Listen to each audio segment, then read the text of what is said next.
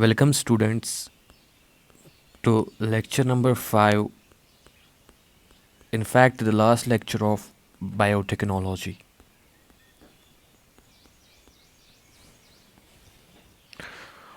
So far, now we came discussing the definition of biotechnology. We finished about the branches of biotechnology. We discussed the principles of modern biotechnology. We discussed the tools of biotechnology, and then we discussed the process of biotechnology. Under we said there are several steps, and we in the last lecture we did the step number 1, that is isolation of gene of interest, and step number 2, that is amplification of DNA, amplification of gene of interest or DNA. So these two things we did in the last lecture. Now in today's lecture we are going to study the step number 3rd. देखो, after we amplify the gene of interest, now what we have to do? Now we have to load this gene of interest into the vector or ligate this gene of interest into the vector. ठीक है. So the third step is ligation of gene of interest with the vector, which is also called as loading of vector. अब हमें क्या करना है, वो जो gene of interest हमने आइसोलेट किया इसको वेक्टर में डालना है. ठीक है, देखिए ये कैसे करेंगे. ठीक है, मान लो वी हैव, अब हमारा जो वेक्टर है let it be plasmid PBr 322. मान लो हम PBr 322 यूज़ कर रहे हैं. ठीक है, तो देखो अब यहाँ पर एक इम्पॉर्टेंट चीज़ है. जिस जीन ऑफ इंटरेस्ट को हमने डीएनए से, ये हमारा डीएनए था, यहाँ से हमने जीन ऑफ इंटरेस्ट निकाला था. ठीक है, तो मान लो इसको हमने किसी एंजाइम, मान लो इसको EcoR1 से ट्रीट किया था हमने. ठीक है, तो अभी हमें जो ये प्लाज्मिड कट करेंगे. ठीक है, तो अगर हमने इसको EcoR1 से कट किया है तो यहाँ पे स्टिकी एंड्स जो बनेंगे वो EcoR1 के कॉरस्पॉन्डिंग बनेंगे. मान लो ऐसे. ठीक है, तो ये जीन आपके पास ऐसे अवेलेबल होगा, तो इसके स्टिकी एंड्स बनेंगे विथ रेस्पेक्ट टू EcoR1. ठीक है, ये स्टिकी एंड्स होंगे इसके विथ रेस्पेक्ट टू EcoR1. अब जो हम इस प्लाज्मिड को कट करेंगे इसको भी हमें इसी EcoR1 से कट करना है. ये ज़रूरी है कि इसको हम उसी सेम रेस्ट्रिक्शन एंजाइम से कट करें. ये किस लिए इसको सेम रेस्ट्रिक्शन एंजाइम से कट करें? ताकि इसमें अभी सेम तरह के स्टिकी एंड्स बन जाए. ऐसे मान लो ये कट हो गया तो सेम तरह के स्टिकी एंड्स इसमें भी बन जाए, ताकि जब हम फिर इस जीन ऑफ इंटरेस्ट को इस वेक्टर के साथ, कट वेक्टर के साथ मिक्स करें तो ये स्टिकी एंड्स इसके स्टिकी एंड्स के साथ कंप्लीमेंट्री करे, दोनों के स्टिकी एंड्स एक दूसरे के साथ कंप्लीमेंट करे. एंड फिर जब हम डीएनए लाइगेज डालेंगे, जो प्रोबेबिलिटी होगी इन दोनों को इस जीन ऑफ इंटरेस्ट की इस वेक्टर के बीच में जाने की, वो इंक्रीज़ हो जाए. ठीक है, तो इसके बाद हम क्या करेंगे, हमने कट किया उसको सेम एंजाइम के साथ, इसके बाद इन दोनों को मिक्स करेंगे. Will mix them in beaker और डिश, हम इनको एक बीकर में मिक्स करेंगे. ठीक है, और डाल देंगे डीएनए लाइगेज. अगर हमने sufficient amount of gene of interest use किया होगा, बहुत ज़्यादा जीन ऑफ इंटरेस्ट यूज़ किया होगा, तो ये डीएनए लाइगेज फिर इन स्टिकी एंड्स को जोड़ देगा और आपका रिकम्बिनेंट वेक्टर बन जाएगा, आपका मॉडिफाइड वेक्टर बन जाएगा, जिसमें आपका जीन ऑफ इंटरेस्ट चला गया होगा. That will be almost like this. ठीक है, ऐसे हो जाएगा आपका, ऐसे. इसको बोलते हैं हम रिकम्बिनेंट वेक्टर. तो अगर आप ध्यान दोगे, देखोगे हमने क्या किया, हमने सिंपली इस लाइगेशन में हमने क्या किया, हमने वेक्टर को कट किया with the same restriction enzyme. For example EcoR1 अगर यहाँ किया था तो यहाँ पर भी EcoR1 ही यूज़ किया. फिर जब कट किया फिर उसको मिक्स किया इन दोनों को, फिर जीन ऑफ इंटरेस्ट को और इस कट वेक्टर को मिक्स किया इन ए बीकर और सोल्यूशन, और ऐड किया डीएनए लाइगेज. वो डीएनए लाइगेज ये दोनों इन दोनों के जो स्टिकी एंड्स हैं उनकी नॉर्मल टेंडेंसी होगी आपस में नज़दीक आने की. जब नज़दीक आएंगे तो नज़दीक आने के बाद डीएनए लाइगेज बाकी सारा काम कर देगा, वो फॉस्फोडाइस्टर बॉन्ड्स यहाँ पे यहाँ पे यहाँ पे और यहाँ पे एस्टैब्लिश कर देगा, ठीक है। तो उससे क्या हो जाएगा, ये वेक्टर हमारा रिकम्बिनेंट वेक्टर बन जाएगा। लेकिन यहाँ पे आपको ध्यान देना है, यहाँ पर चांसेस इस वेक्टर के, जब हम डीएनए लाइगेज ऐड करेंगे तो इसके चांसेस है कि वेक्टर फिर से वापस से वैसे ही रिसील भी हो सकता है, ठीक है। तो ज़्यादा हाँ, हमें यहाँ पे ये बनने के चांसेस भी है, ये बनने के चांसेस भी है।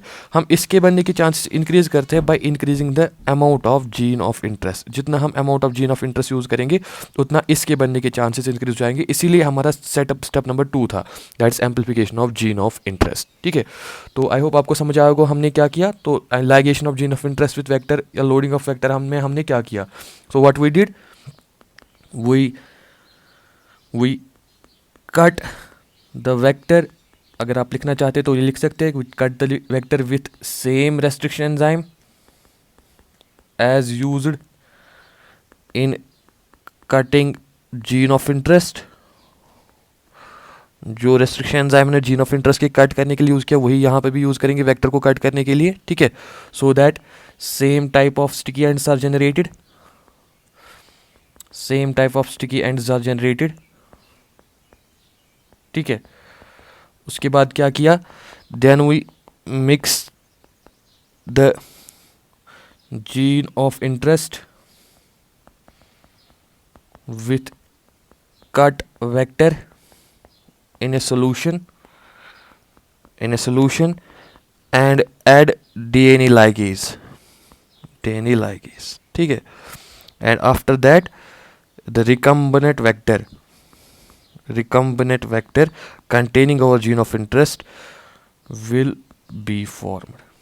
लेकिन नोट करना है यहाँ पे, we have to note one thing, ठीक है। वेक्टर कैन रिसील वो रिसील हो सकता है, ठीक है, reseal without getting gene of interest, ठीक है, इंसर्टेड, ठीक है, जिसको हम बोलते हैं नॉन रिकम्बिनेंट वेक्टर भी हमें बन सकता है, ठीक है। तो फिर से मैं आपको दिखाऊंगा यहाँ पे, अगर वो रिसील हो गया ऐसे तो ये नॉन रिकम्बिनेंट वेक्टर है, लेकिन अगर वो रिसील हो गया with gene of interest in it, ठीक है, with gene of interest in it, तो ये रिकम्बिनेंट वेक्टर है, तो ये नॉन रिकम्बिनेंट वेक्टर है। हमारे काम का सिर्फ रिकम्बिनेंट वेक्टर है, ठीक है। चलो ये हो गया step number 3, that is ligation of the gene of interest with the vector. तो हमने वेक्टर के साथ जीन ऑफ इंटरेस्ट को लाइगेट कर दिया, ठीक है। चलिए अब हम नेक्स्ट स्टेप में जाएंगे, ठीक है।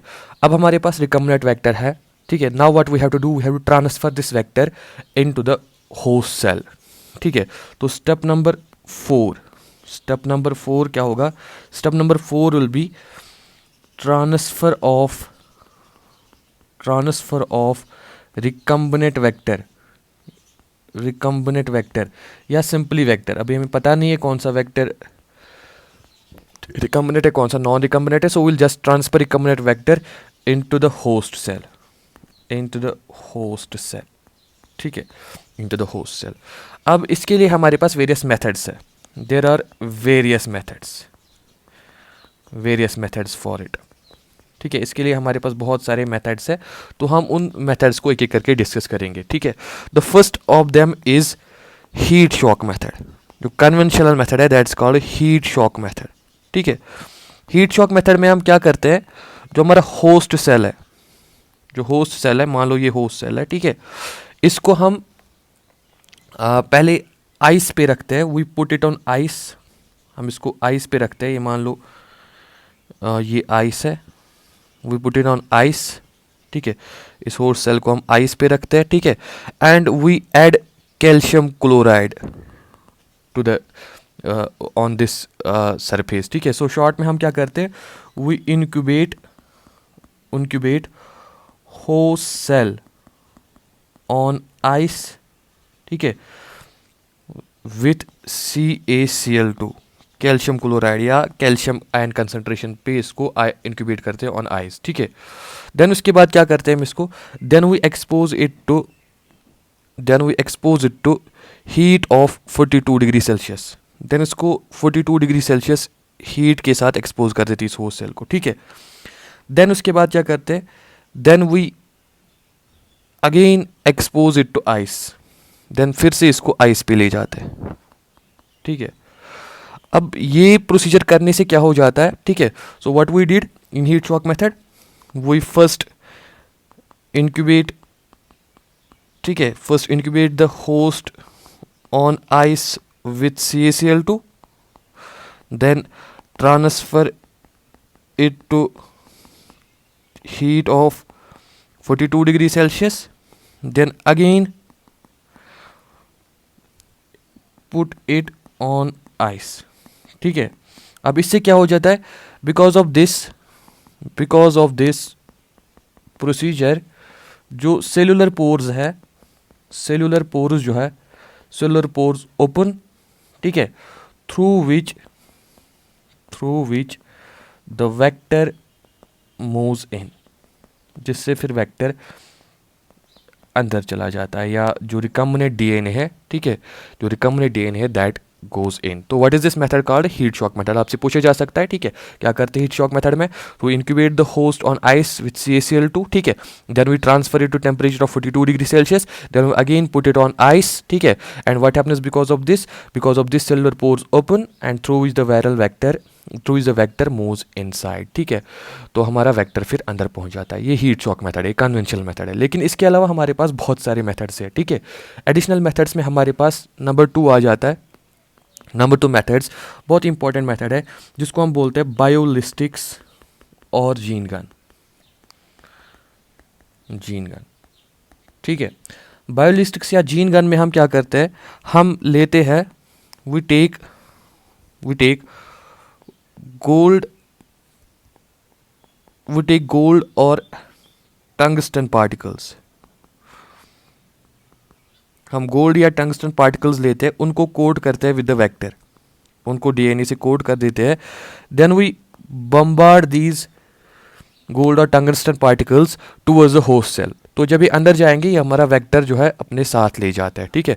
सो बायोलिस्टिक्स और जीन गन में क्या करते हैं हम, ये पूछा जा सकता है आपको, इन दिस मेथड गोल्ड और टंगस्टन पार्टिकल्स, आपसे ये दो एलिमेंट्स का नाम पूछा जा सकता है, गोल्ड और tungsten particles coated with DNA, recombinant DNA और vector are bombarded at high velocity towards the host cell, इनको होस्ट सेल के तरफ बम्बार्ड किया जाता है, and that way when they enter into the host cell, क्योंकि छोटे छोटे पार्टिकल्स होते हैं, तो दे इंसर्ट और they carry this vector into the host cell, ये इस वेक्टर को होस्ट सेल के अंदर ले जाते हैं ऐसे, ठीक है।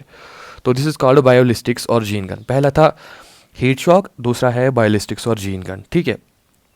अब तीसरा हमारे पास मेथड है, ठीक है, तीसरा हमारे पास है जिसको बोलते हैं माइक्रो इंजेक्शन, ठीक है।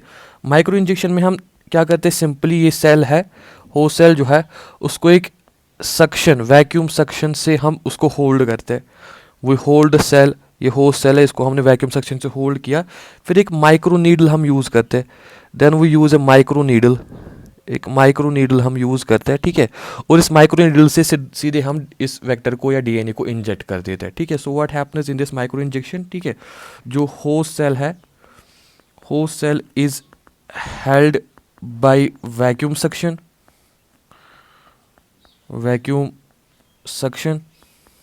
ठीक है, एंड देन जो डीएनए है that is injected by micro needle, फिर उसको माइक्रो नीडल से इंजेक्ट कर देते हैं, ठीक है, माइक्रो नीडल से इंजेक्ट कर देते हैं, उसको माइक्रो नीडल से इंजेक्ट कर देता है, ठीक है। उसके बाद हमारे पास और भी कुछ मेथड्स है, ये 3 इंपॉर्टेंट मेथड्स है, ठीक है। तो उसके बाद सम अदर मेथड्स इंक्लूड, कुछ दूसरे मेथड्स भी हैं जिनका आप नाम बस याद रखोगे, ठीक है, जिसमें आ जाता है इलेक्ट्रोपोरेशन, जिसमें इलेक्ट्रिक फील्ड की वजह से हम इंजेक्ट कर देते हैं, ठीक है, इलेक्ट्रोपोरेशन, ठीक है। तो इसके अलावा हमारे पास लाइपोसोमल मेथड भी आते हैं, लाइपोसोमल मेथड्स आते हैं, ठीक है, लाइपोसोम बेस्ड मेथड्स आता है, ठीक है। तो इसके बाद हमारे पास केमिकल मेथड्स भी आता है कुछ, जिसमें हम यूज़ करते कुछ स्पेसिफिक केमिकल्स, ठीक है, like ethylene glycol, polyethylene glycol, ठीक है। तो ये मेथड्स भी हमारे पास आ जाते हैं, बट इनको पढ़ने की ज़रूरत नहीं है, ठीक है। बस नाम याद रखो, some other methods include electroporation, liposomal methods and chemical methods, ठीक है। तो 3 प्राइमरी मेथड्स है जो मैंने आपको एक्सप्लेन करके दिए, ठीक है। तो अगर आपको याद होगा, हमने सबसे पहले शीट शॉक मेथड डिस्कस किया। हमने बोला इसमें हम इंक्यूबेट करते होस्ट को आइस पे, फिर एक्सपोज आइस पे विथ CaCl2, देन ट्रांसफ़र करते हैं to temperature of 42 degree Celsius. Then उसके बाद हम क्या करते हैं, देन उसको फिर से आइस पे रखते हैं, ठीक है। और इससे क्या हो जाता है, इससे उसके सेलुलर पोर्स ओपन हो जाते हैं, जिनके थ्रू वेक्टर मूव कर जाता है इनसाइड, ठीक है। अब नेक्स्ट मेथड हमने बायोलिस्टिक्स या जीन गन एक्सप्लेन किया, जहाँ पर हम गोल्ड या टंगस्टन पार्टिकल्स को कोड करते हैं विद दिस वेक्टर और DNA, फिर इनको बम्बार्ड करते हैं टुवर्ड्स द होस्ट सेल, जो अपने साथ उस DNA को या वेक्टर को कैरी कर देते हैं, ठीक है। देन मैंने माइक्रो इंजेक्शन एक्सप्लेन किया, जहाँ पे हम होस्ट सेल को सेक्शन से हेल्ड करते हैं, देन उसके बाद माइक्रो नीडल से इंजेक्ट कर देते हैं DNA को, ठीक है। कुछ और मेथड्स मैंने एक्सप्लेन किए, जिनमें इलेक्ट्रोपोरेशन, लाइपोसोमल मेथड्स या केमिकल मेथड्स भी आ जाते हैं हमारे पास, ठीक है। चलो, अब हमारे पास प्लांट्स और एनिमल सेल्स के लिए कुछ स्पेशल मेथड्स भी है, ठीक है। तो यहाँ पर हम will discuss some special methods, ठीक है, will discuss some special methods,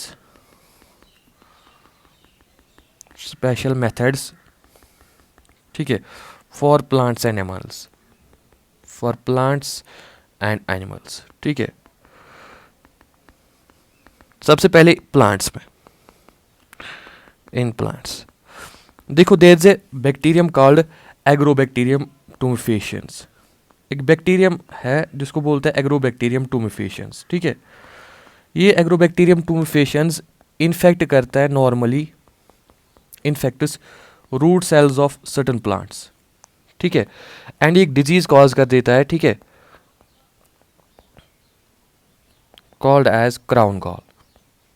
एक डिजीज कॉज करता है, that's called crown gall. Crown gall में क्या हो जाता है, ये जो प्लांट है इसके रूट्स स्वेल अप हो जाते हैं, इसके रूट्स स्वेल अप हो जाते हैं ऐसे, ठीक है, ट्यूमर्स बन जाते हैं इनके रूट्स में, ठीक है। तो अब हमने जब रिसर्च किया कि एग्रोबैक्टीरियम टूमिफेशियन एक्चुअली करता क्या है, इसको बाय द वे कहते हैं nature's genetic engineer. It is actually called nature's genetic engineer, कभी आपसे पूछा जा सकता है, ठीक है। तो हमने जब ये जानने की कोशिश की ये करता क्या है, एक्चुअली ये जो एग्रोबैक्टीरियम टूमिफेशियंस है, इसके पास एक प्लाज्मिड होता है, इट कंटेन्स ए प्लाज्मिड, ठीक है, it contains a plasmid called Ti plasmid, Ti plasmid, इसके पास एक प्लाज्मिड होता है, दैट्स कॉल्ड टाइप्लाज्मिड, ठीक है। तो टाइप्लाज्मिड, ये मान लो ये टाइप्लाज्मिड है, टाइप्लाज्मिड का मतलब होता है tumour inducing plasmid, it means tumour inducing plasmid, ठीक है। तो करता क्या है, ये मान लो ये प्लांट सेल है, ठीक है। तो ये जब ये बैक्टीरियम इन्फेक्ट करता है इस प्लांट सेल को, तो ये इसका ये प्लाज्मिड जो है, टाइप्लाज्मिड जो है, ये अंदर चला जाता है, ठीक है। तो ये टाइप्लाज्मिड फिर इस प्लांट सेल के DNA में एक जीन इंजेक्ट कर देता है, दैट्स कॉल्ड ट्यूमर जीन, ठीक है।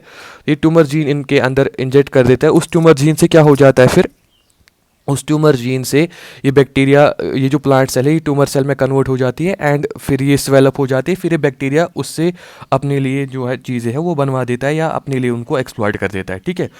तो ये हमने इसका नेचुरल कोर्स देखा कि इसमें टाइप्लाज्मिड होता है, वो टाइप्लाज्मिड जो है वो जब प्लांट सेल में जाता है तो वो उसमें ट्यूमर जीन इंजेक्ट कर देता है, ठीक है।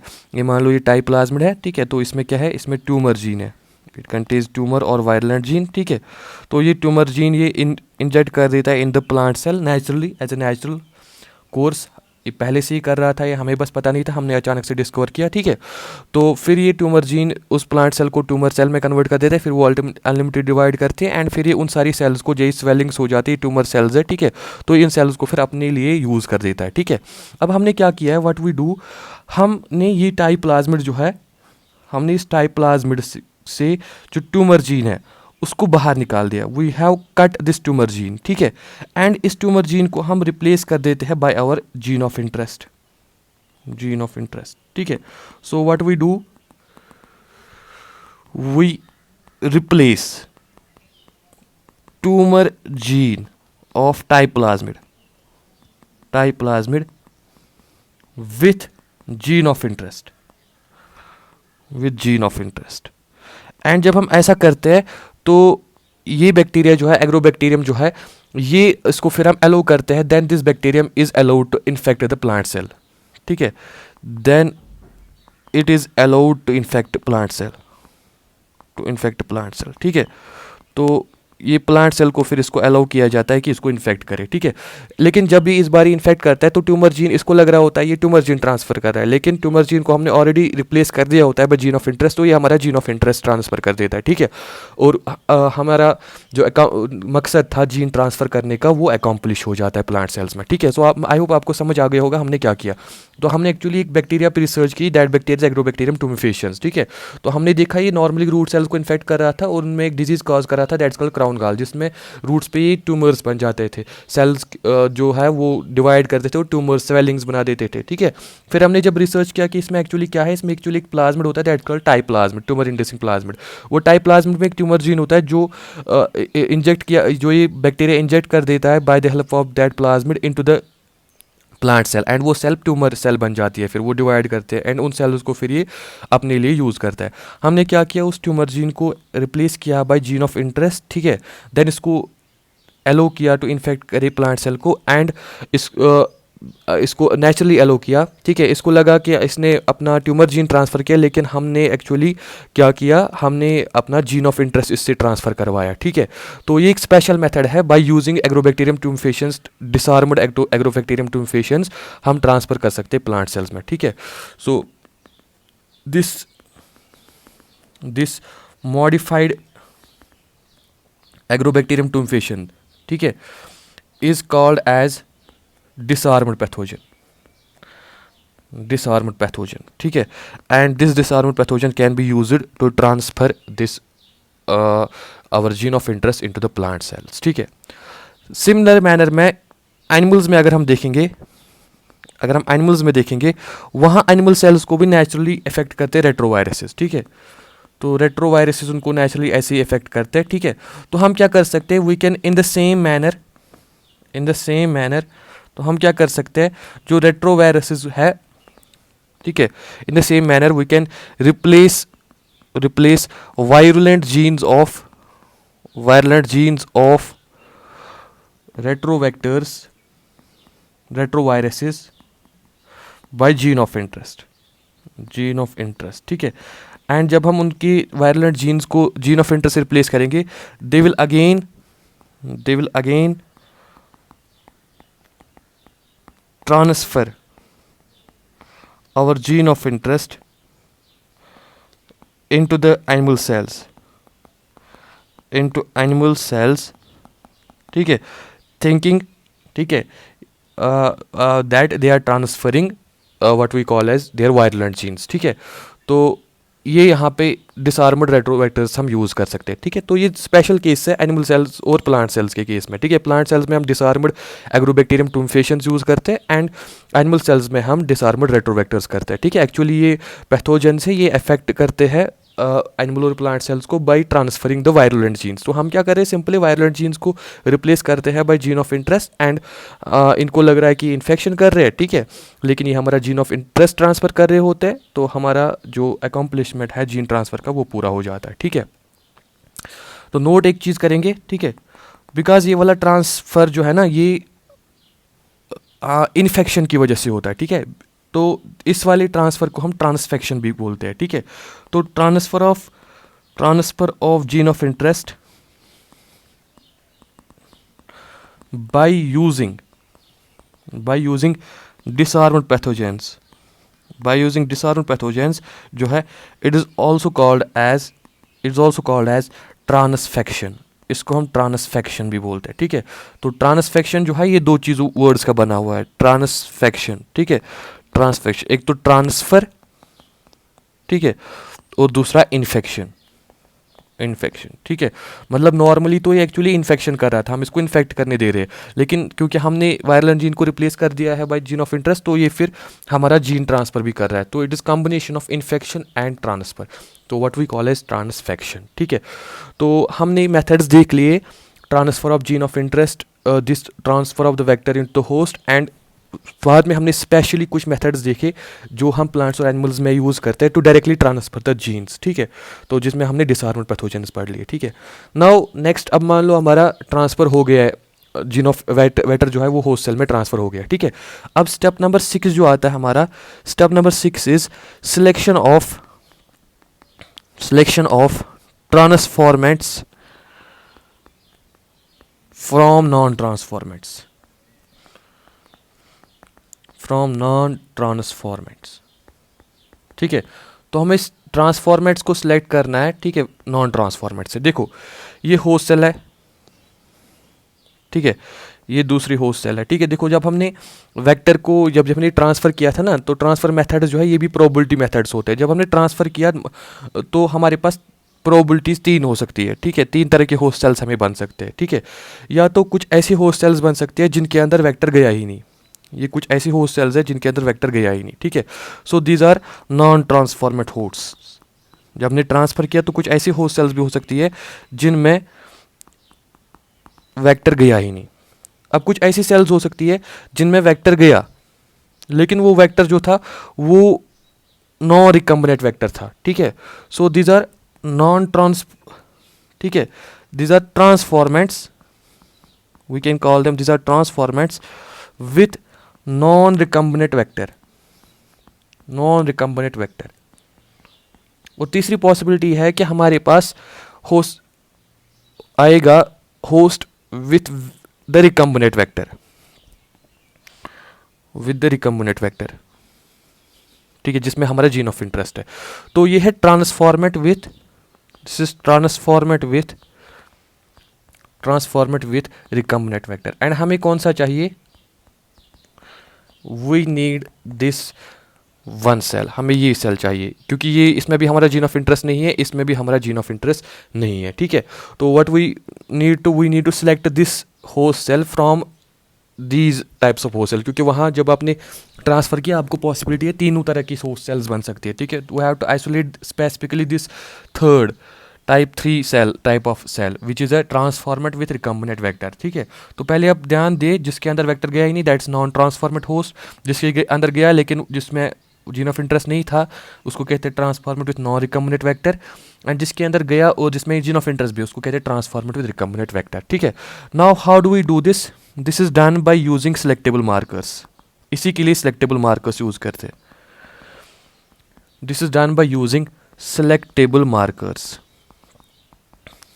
मार्कर्स, जिसमें मैंने बोला था आपको एंटीबायोटिक रेजिस्टेंस जीन्स होते हैं, ठीक है। तो usually 2 types of selectable markers use होते हैं और यूजड। एक तो आपके पास है जो हमने बोला था एंटीबायोटिक रेजिस्टेंस जीन्स, ठीक है। और दूसरा हमारे पास होता है बीटा गैलेक्टोसाइडेज जीन, ठीक है। एक तो एंटीबायोटिक रेजिस्टेंस जीन्स हम यूज़ कर सकते हैं, या तो हम बीटा गैलेक्टोसाइडेज जीन यूज़ कर सकते हैं, ठीक है।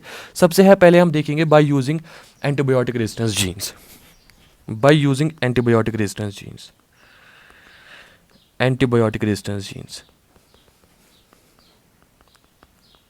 ठीक है। मान लो हम, अब मैं आपको इसको इलस्ट्रेट करूंगा ऐसे। मान लो हमने ये PBR 322 यूज़ किया था, मान लो दिस वाज PBR 322, ठीक है।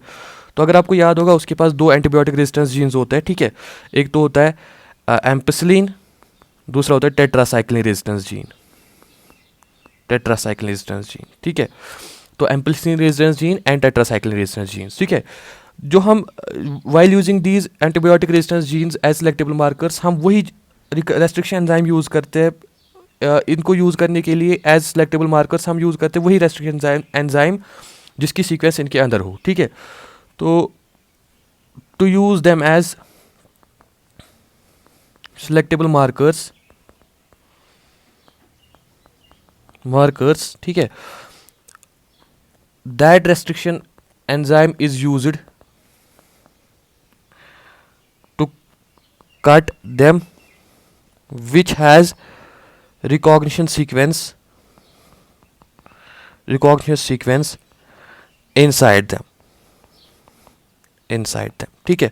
तो लेट्स एज्यूम कि हमने यूज़ किया था ampicillin resistance gene. Let's assume हमने एम्पिसिलिन रेजिस्टेंस जीन यूज़ किया था, ठीक है। तो अगर हमने एम्पिसिलिन रेजिस्टेंस जीन यूज़ किया था, मान लो ऐसे, तो मान लो हमने एम्पिसिलिन रेजिस्टेंस जीन यूज़ किया था, तो जो हमारा रिकम्बिनेंट वेक्टर होगा, ठीक है, उसके एम्पिसिलिन रेजिस्टेंस जीन में हमारा जीन ऑफ इंटरेस्ट ऐसे गया होगा, जीन ऑफ इंटरेस्ट ऐसे गया होगा अंदर। जब हमने एम्पिसिलिन रेजिस्टेंस जीन के अंदर जीन ऑफ इंटरेस्ट भरा है, तो एम्पिसिलिन जीन जो है, एम्पिसिलिन रेजिस्टेंस जीन जो है वो ख़राब हो जाएगा, ठीक है। तो वो फिर काम नहीं करेगा, क्योंकि जीन के अंदर हमने कुछ फॉरेन डीएनए सीक्वेंस इंसर्ट कर दी, ठीक है। सो जब हमने एम्पिसिलिन रेजिस्टेंस जीन यूज़ किया है, ठीक है, because of insertion of gene of interest in it, ठीक है, तो एम्पिसिलिन रेजिस्टेंस जीन जो है दैट इज इनएक्टिवेटेड, वो अब इनएक्टिवेट हो जाएगा, ठीक है। अब आपके पास 3 तरह की होस्ट सेल्स थी। अगर मैं आपको फिर से याद दिलाऊंगा, आपके पास 3 सेल्स, एक में था ही नहीं, एक में नॉन रिकम्बिनेंट वेक्टर था, ठीक है, और एक में आपके पास रिकम्बिनेंट वेक्टर था, ठीक है, रिकम्बिनेंट वेक्टर था, ठीक है। अब देखो इसमें इस वाली सेल जो नॉन ट्रांसफॉर्मेट है, ठीक है, इसमें टोटल प्लाज्मिड गया ही नहीं टोटली, ठीक है। अगर प्लाज्मिड गया ही नहीं, इसको टेट्रासाइक्लिन रेजिस्टेंस भी नहीं होगी और एम्पिसिलिन रेजिस्टेंस भी नहीं होगी, क्योंकि इसमें गया ही नहीं टोटली कोई प्लाज्मिड, ठीक है। अब ये वाली जो सेल है जो ट्रांसफॉर्मेट विथ नॉन रिकम्बिनेंट वेक्टर है, ठीक है, इसको सीधे ये वाला वेक्टर गया होगा, ठीक है, जिसमें इंसर्ट गया ही नहीं है, तो इसका एम्पिसिलिन रेजिस्टेंस जीन खराब नहीं हुआ होगा, तो इसको एम्पिसिलिन रेजिस्टेंस भी होगी, it will have ampicillin resistance as well as tetracycline resistance, ठीक है। अब ये वाली होस्ट सेल है जिसके अंदर जीन ऑफ इंटरेस्ट गया है, ठीक है, तो इसको एम्पिसिलिन के अंदर इंसर्ट है, तो एम्पिसिलिन इसको खराब हो गया है, लेकिन टेट्रासाइक्लिन ठीक है, तो इसको टेट्रासाइक्लिन रेजिस्टेंस तो होगी, टेट्रासाइक्लिन रेजिस्टेंस तो होगी, ठीक है, लेकिन एम्पिसिलिन रेजिस्टेंस नहीं होगी, ठीक है। तो यहाँ पे हमें सीधे से एक इनकी डिफिनिट प्रॉपर्टी मिल जाती है, ठीक है। तो जो आपका नॉन ट्रांसफॉर्मेट होस्ट होगा वो टेट्रासाइक्लिन रेजिस्टेंस में ग्रो नहीं करेगा, ठीक है, वाइल जो आपका वो दोनों ही एंटीबायोटिक्स में ग्रो नहीं करेगा, वो दोनों ही एंटीबायोटिक्स में मर जाएगा, चाहे टेट्रासाइक्लिन हो एम्पिसिलिन हो, वो दोनों में मर जाएगा, ठीक है। जो आपका transformed with what we call as transformed with non recombinant vector होगा, वो दोनों में ग्रो करेगा, क्योंकि उसको दोनों रेजिस्टेंस होगी, क्योंकि इसके अंदर प्लाज्मिड गया है। और जो आपका ट्रांसफॉर्मेट, ये जो सेल आपकी चाहिए, वो आपके टेट्रासाइक्लिन मीडियम में ग्रो करेंगी, ठीक है, और एम्पिसिलिन मीडियम में ग्रो नहीं करेगी। अब मैं ये दिखाता कि हम कैसे आइसोलेट करेंगे स्टेप बाय स्टेप, बट ज़रूरत नहीं है, ठीक है। आप ये सीधी इन प्रॉपर्टीज़ को ध्यान में रख के आप कह सकते हो कि हम सुटेबल मेथड्स डिवाइस करेंगे, अब एक सुटेबल एल्गोरिदम हम डिवाइस करेंगे, जिससे हम इन प्रॉपर्टीज़ को यूज़ करके अपनी इस सेल को, डिजायर्ड सेल को, that is transformed with the what we call as gene of interest inside it, इसको सिलेक्ट कर सकते हैं, ठीक है। तो मैं शॉर्ट में बोलूँगा बाय डिवाइजिंग, ये लेंथी हो जाएगा अगर मैं अब एक्सप्लेन करने बैठूँ, ठीक है, बाय डिवाइजिंग, और because we are not having the classroom association, तो थोड़ा टाइम कंज्यूमिंग बन जाएगा, तो I will simply write by devising suitable algorithm, एक सुटेबल एल्गोरिदम डिवाइज करके, ठीक है, by devising suitable algorithm using these properties we can isolate the transformate host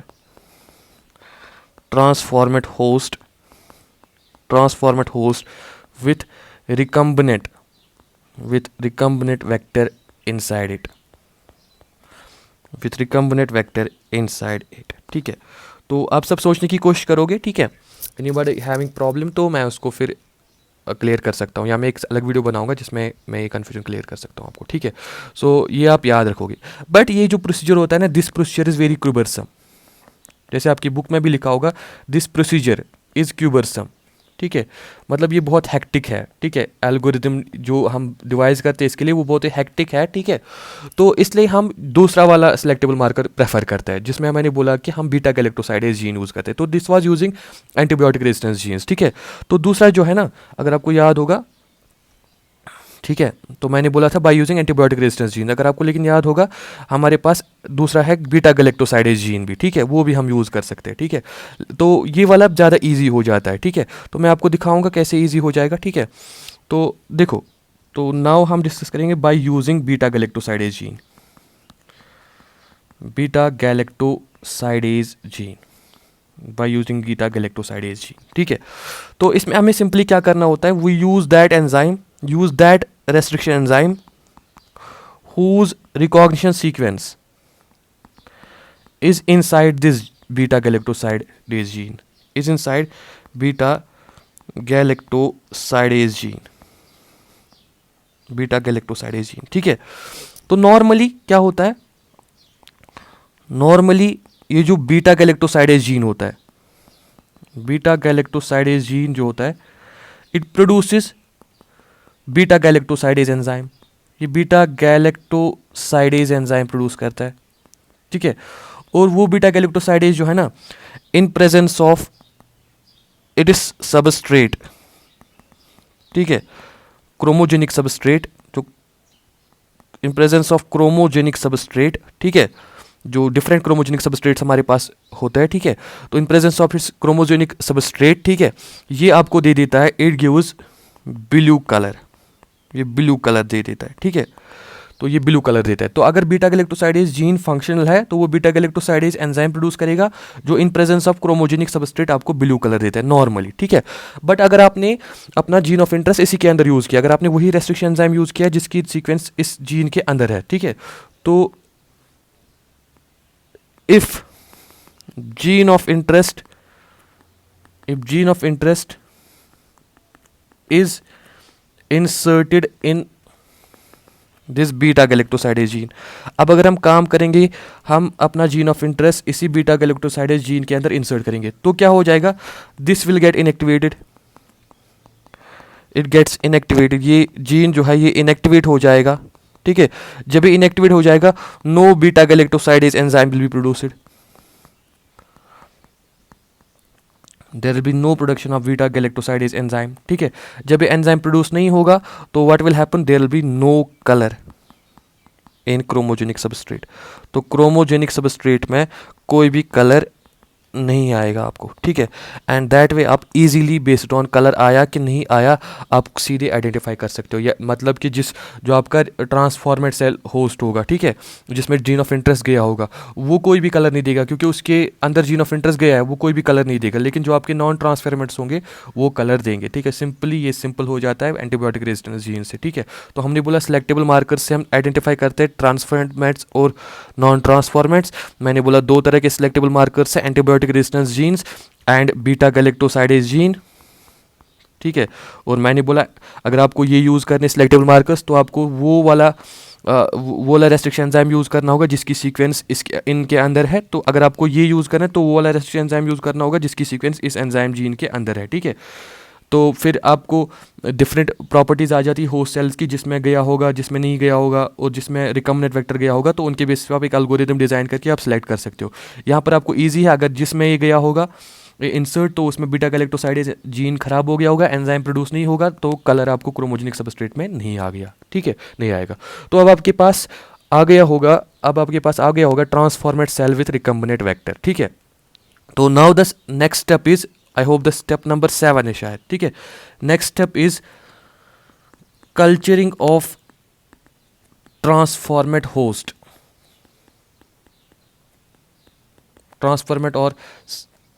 ट्रांसफॉर्मेट host cell, ठीक है, टू ऑब्टेन द प्रोडक्ट। तो अब हम क्या करेंगे, अब हम उस ट्रांसफॉर्मेट होस्ट सेल को कल्चर करेंगे ताकि हमें उस जीन के कॉरस्पॉन्डिंग प्रोडक्ट मिल जाए, ठीक है। तो सिंपल सा स्टेप है, ठीक है।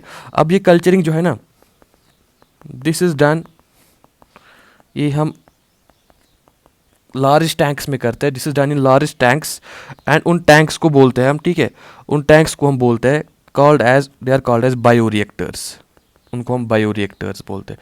Those large tanks are called as bioreactors, ठीक है। हमारे पास आपकी बुक में लिखा है, हमारे पास डिफरेंट टाइप्स ऑफ बायोरिएक्टर्स होते हैं, ठीक है। तो we have 2 types of bioreactors, आपकी बुक में दो तरह के बायोरिएक्टर्स लिखे गए हैं, ठीक है। एक तो सिंपल स्टायरेड बायोरिएक्टर्स, ठीक है, और स्पार्जिड स्टायरेड बायोरिएक्टर्स, स्पार्जिड स्टायरेड बायोरिएक्टर्स, ठीक है। तो सिंपल स्टायरेड में क्या होता है, जो मिक्सिंग होता है, ठीक है, जो एरिएशन होता है, तो वो स्टायरर से होता है, वो सिंपल मैकेनिज्म है। लेकिन यहाँ पे एक एक्टिव पंपिंग ऑफ एयर होती है, एक एडिशनल कंपोनेंट होता है इस इन बायोरिएक्टर्स में, जिसको स्पार्जर बोलते हैं, ठीक है। बट आपको ये सब याद रखने की जरूरत नहीं है, बस आप याद रखो बायोरिएक्टर्स हमारे पास दो तरह के होते हैं, simple stirred bioreactors and sparger stirred bioreactors. ये टैंक्स होते हैं, लार्ज टैंक्स। हाँ, आपकी बुक में मैंशनड है कि इन बायोरिएक्टर्स का वॉल्यूम कितना होता है। There volume is 100 to 1000 litres, 100,000 litres के वॉल्यूम होता है इन बायोरिएक्टर्स का, ठीक है। ये आप याद रखोगे, ठीक है। अब आप ध्यान रखोगे, ठीक है। देखो, अब जब कल्चरिंग होगी, ठीक है, अब कल्चरिंग के बाद हम इसको वो कंडीशंस देंगे, ठीक है, वो कंडीशंस देंगे जिनमें ये जीन एक्सप्रेस होगा, ठीक है। तो after culturing the gene is allowed to express, ठीक है, by providing suitable environmental conditions, ठीक है। तो हम suitable environmental conditions प्रोवाइड करेंगे जिनमें ये जीन एक्सप्रेस होगा, ठीक है, जिनमें जीन एक्सप्रेस होगा। यहाँ पर मैं एक चीज़ भूल गया, आपकी बुक में और एक चीज़ लिखा है, ठीक है, about the components of bioreactor, components of bioreactor, ठीक है। बायोरिएक्टर के कुछ कंपोनेंट्स होते हैं, इनके बारे में आपकी बुक में लिखा गया है, तो ये हम डिस्कस करेंगे। सिंपल है, ठीक है। एक बायोरिएक्टर में क्या क्या होता है, एक बायोरिएक्टर में क्या क्या होता है, क्या क्या कंपोनेंट्स होते हैं। उसमें एक एजिटेटर सिस्टम होता है, एजिटेटर सिस्टम होता है जो एजिटेट करता रहता है कंटेंट्स को हमेशा, ठीक है। उसमें एक ऑक्सीजन डिलीवरी सिस्टम होता है जो कंटिन्यूसली ऑक्सीजन पंप करते रहता है इस मिक्सचर में, ठीक है, जिसमें कल्चरिंग हो रही है। इसमें एक फोम कंट्रोल सिस्टम होता है जो फोम को बैलेंस में रखता है, ठीक है। इसमें एक पीएच कंट्रोल सिस्टम होता है जो पीएच को मेंटेन रखता है, ठीक है, एट ए कांस्टेंट लेवल। इसमें एक टेम्परेचर कंट्रोल सिस्टम होता है जो ऑप्टिमम टेम्परेचर मेंटेन रखता है, ठीक है। और इसमें सैम्पलिंग पोर्ट होता है, इसमें एक सैम्पलिंग पोर्ट होता है, ठीक है, जहाँ से हम बाहर निकाल सकते हैं सैम्पल्स को, ठीक है। तो ये सारे कंपोनेंट्स और बायोरिएक्टर के आप याद रखोगे, ठीक है। तो हम एक्चुअली बात कर रहे थे अभी, हमने बोला जब हम कल्चरिंग करेंगे ख़त्म तो उसके बाद हम क्या करेंगे, हम जीन को एक्सप्रेस कराएंगे by providing stable environmental conditions, ठीक है। तो ये था step number 7, that is culturing of the host, किसमें की बायोरिएक्टर्स में लार्ज टैंक्स होते हैं, ठीक है, जिनका वॉल्यूम 100 से 1000 लीटर्स तक होता है, ठीक है। और हमने बोला ये बायोरिएक्टर्स दो तरह के होते हैं, सिंपल स्टायरेड और स्पार्जिड स्टायरेड। और जब हम इनमें कल्चरिंग करेंगे तो फिर हम जीन को एक्सप्रेस कराएंगे by providing stable environmental conditions, ठीक है। और हमने बोला कि NCERT has mentioned various components of the bioreactors, जो सिंपल है, जो आप याद रख सकते हो, agitator system, O2 delivery system, foam control system, pH control system, temperature control system and sampling port, ठीक है। अब आप ध्यान रखोगे, उसके बाद जो हमारा मिक्सचर जो बायोरिएक्टर में है उसमें हमारा प्रोडक्ट होगा। जब हमने जीन को एक्सप्रेस कराया तो हमने प्रोडक्ट करना होगा। इसके बाद लास्ट पे हम क्या करेंगे, जो उस बायोरिएक्टर में हमारा प्रोडक्ट है, इस बायोरिएक्टर टैंक में हमारा प्रोडक्ट है, ठीक है।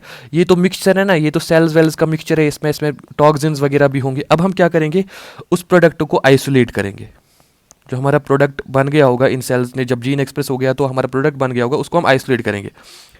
आइसोलेट करके हम उसको प्यूरीफाई करेंगे, प्यूरीफाई करके हम उसको पैक करेंगे, पैकेजिंग करेंगे, पैकिंग करेंगे, ठीक है। पैकेजिंग करके हम उसको ले जाएंगे फॉर मार्केटिंग, ठीक है। ये सारी चीज़ें, that's isolation, purification, packaging and marketing, ये सारे आ जाते हैं लास्ट स्टेप में, जिसको हम बोलते हैं डाउनस्ट्रीम प्रोसेसिंग। तो स्टेप 8 भी आप लिख सकते हो, step 8 is downstream processing, downstream processing. और डाउनस्ट्रीम प्रोसेसिंग में हम क्या करते हैं, डाउनस्ट्रीम प्रोसेसिंग में वही जो प्रोडक्ट है, द प्रोडक्ट इज, या वही आइसोलेट, वैसे भी लिख सकते हैं, या ऐसे कहेंगे the product is isolated from the culture, purified, ठीक है, packaged and sent for marketing throughout the world. Of course ये पहले बिफोर दिस मार्केटिंग हम उसको टेस्टिंग करेंगे। Before marketing it is tested, ठीक है, it is tested for various side, ये for various for various phenomena, ठीक है। हम इसकी देखेंगे, इसके एक्शन चेक करेंगे, इसके साइड इफ़ेक्ट चेक करेंगे, कोई ये जो प्रोडक्ट है ये मत कोई साइड इफ़ेक्ट दिखा रहा है, डेंजरस इफेक्ट मत दिखा रहा है, तो उसके लिए इसको टेस्ट करेंगे ऑफ कोर्स, ठीक है। बट याद रखना है हमें उसमें नहीं जाना है, हमें उस टेस्टिंग में नहीं जाना है, हमें बस इतना याद रखना है कि इसको क्या क्या करेंगे। हम इसको आइसोलेट करेंगे, प्यूरीफाई करेंगे, पैक करेंगे और मार्केटिंग के लिए ले जाएंगे। एंड ये सारा आ जाता है हमारे लास्ट पे, that's called down stream processing. With that ये जो चैप्टर है ये ख़त्म हो जाता है, ठीक है। That is the end of this chapter, what we call as principles of biotechnology, ठीक है। अगर आपको मैं थोड़ा सा रिव्यू दूंगा, ठीक है, हमने क्या किया, हमने स्टेप्स लिए। सबसे पहले स्टेप 1 हमने किया isolation of gene of interest, gene of interest, ठीक है ना। फिर हमने सेटअप 2 किया amplification of the gene of interest, हमने जीन ऑफ इंटरेस्ट की वेरियस कॉपीज़ बना दी, ठीक है, ताकि जो वेक्टर में वो लोड हो सके फिर इजीली। नंबर 3 हमने इंसर्ट किया जीन ऑफ इंटरेस्ट को इनटू वेक्टर, इसीलिए ताकि इंसर्ट हो जाए उसमें, इसीलिए हमने ज़्यादा कॉपीज़ बनाए थे, ठीक है। स्टेप 4 हमने किया transfer of the vector into host, vector into host, ठीक है। स्टेप 5 हमने किया, क्योंकि होस्ट सेल्स हमें प्रोबेबिलिटी थी डिफरेंट सेल्स बनने की, तो हमने सिलेक्ट किया सिलेक्शन ऑफ ट्रांसफॉर्मेट्स, हमने ट्रांसफॉर्मेट्स को सिलेक्ट किया, ठीक है, सिलेक्शन ऑफ ट्रांसफॉर्मेट्स, ठीक है। तो उसके बाद हमने क्या किया, स्टेप 6 हमने किया, that is what we selection of transformants हमने किया। उसके बाद हमने क्या किया, step 6 this culturing of the transformants host, culturing of ट्रांसफॉर्मेट host, culturing of transformant hosts, ठीक है। एंड स्टेप 7 हमने किया, ठीक है, स्टेप 7 हमने किया down stream processing, down stream processing.